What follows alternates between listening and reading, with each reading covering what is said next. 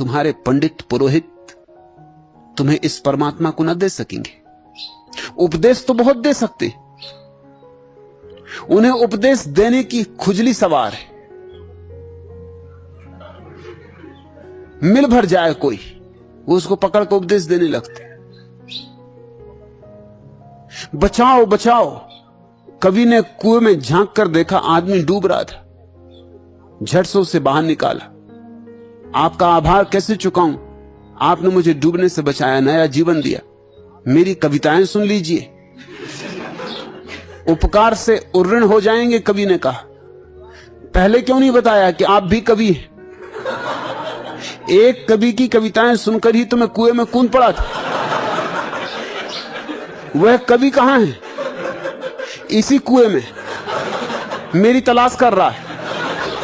फिर ठीक है, बचकर कहां जाएगा, जी भरकर कविताएं सुनाऊंगा। यह कहकर दूसरे कवि ने भी कुएं में छलांग लगा दी। ये तुम्हारे कवि, ये तुम्हारे पंडित, ये तुम्हारे ज्ञानी, ये तुम्हारे दार्शनिक तलाश में कोई मिल जाए, कूड़ा कचरा उनकी खोपड़ी में इकट्ठा है, तुम्हारी खोपड़ी में डाल दे। इनसे नहीं होगा, किसी सद्गुरु के साथ बैठना होगा, जिसने जाना हो, जिसने जिया हो, जिसके भीतर की ज्योति जगी हो, तो उसके पास आके तुम्हारा बुझा दिया भी जल उठ सकता है। यह सैद्धांतिक चर्चा नहीं है परमात्मा, यह जीवन का रूपांतरण है, यह आमूल क्रांति है।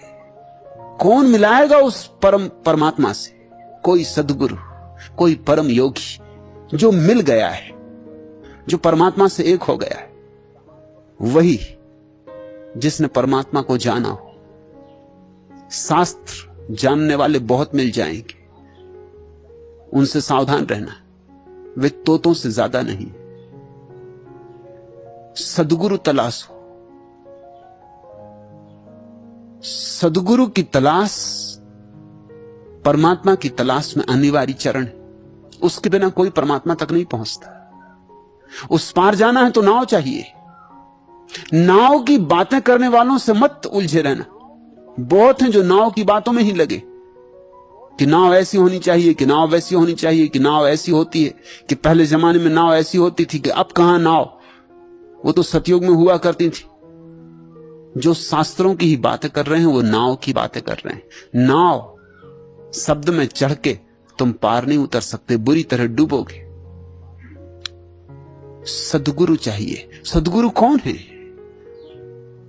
जिसके वचन आप थे, जो अपने प्रमाण से बोलता है, जो कहता है मैंने जाना है वह कह रहा हूं, और जिसके पास बैठ के तुम्हें अनुभव होने लगे, जिसकी तरंग तुम्हें छूने लगे, तुम्हारे हृदय की वीणा के तार झंझनाने लगे और तुम्हें लगने लगे कि तुम जो सुन रहे हो वह सिर्फ खोपड़ी से निकली हुई बात नहीं है, हृदय से उठी हुई उमंग है, सुगंध है।